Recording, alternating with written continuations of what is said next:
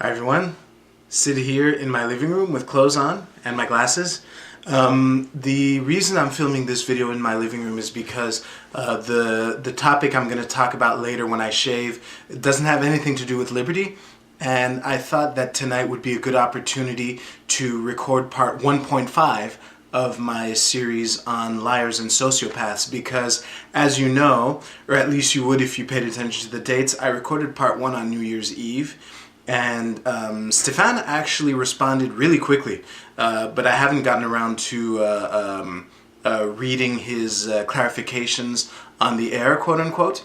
And obviously reading while shaving kind of sucks, so I figured this would be a good opportunity to do that. There are some parts of what he posted that I agree with, others that I don't.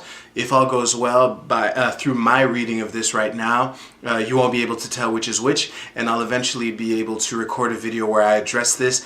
As I said in part 1, I think it's a pretty easy argument to deal with. However, the challenge is to really deal with it in a way where you can convince someone who's not already on board with the ideas of liberty. So let's just get to it. Basically, on my on Facebook, he posted 2 comments with the little see more links. So they're pretty lengthy, but I'm going to read these, and that's going to be it for this video. And then later on, I'm going to talk about some other stuff. So here goes. Interesting stuff. I personally enjoy the written form for the precision and think there are ideas that are perverted by soundbites. To clarify a few things, just to avoid the straw man argument potential, the 3 categories of humans run on software platforms that are specific to each. The differences are small, but the effect of these differences are very significant. All humans have needs, and different types have different strategies to meet them. Sociopaths are the most severely impaired in this regard, since they are unable to experience awareness of the needs for quality relationships with others, which are the main needs that we have once our basic physical needs are met. Neurotypicals, on the other hand, function in largely automated ways, unconsciously executing behavioral strategies that have been successful in the past. What makes sociopaths dangerous is the degree to which they are unable to identify these What makes sociopaths dangerous is the degree to which they are able to identify these automated behavioral strategies and hijack them to their profit, often causing great harm to the target. A classic mechanism is to reassign the feeling generated by a need to a substitute, like the need to have your value recognized by your peers, into a desire for nice clothes or a nice car. When that is done, the victim falls into a loop where they obtain the substitute, then feel unfulfilled, then obtain the substitute again.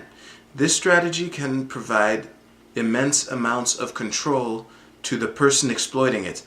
And the more the victim invests in the substitute, especially if they invest their sense of identity, the more they will protect the hack to protect their investment. This is a form of violence, but libertarians tend to put it under the umbrella of voluntary choices. Now the other post.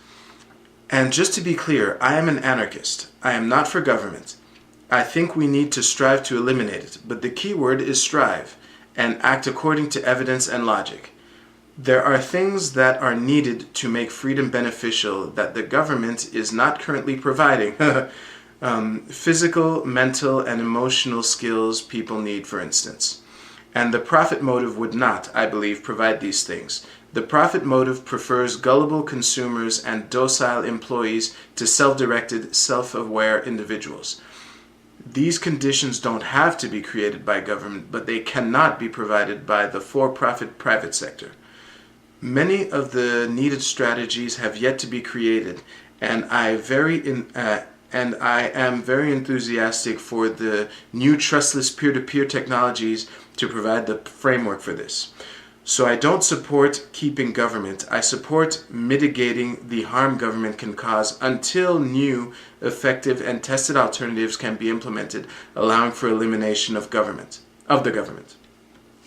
And I am for immediately eliminating any law based on the premise the state can exert property rights on adults, like any law that protects people from themselves by violence and against their will, like income taxes, taxing the time of a person, gun control, or drug laws. This is something he's been very consistent on the anti-gun control stuff, for instance. But I don't want to get too much into that right now. As I said, I want to take some time to organize my thoughts.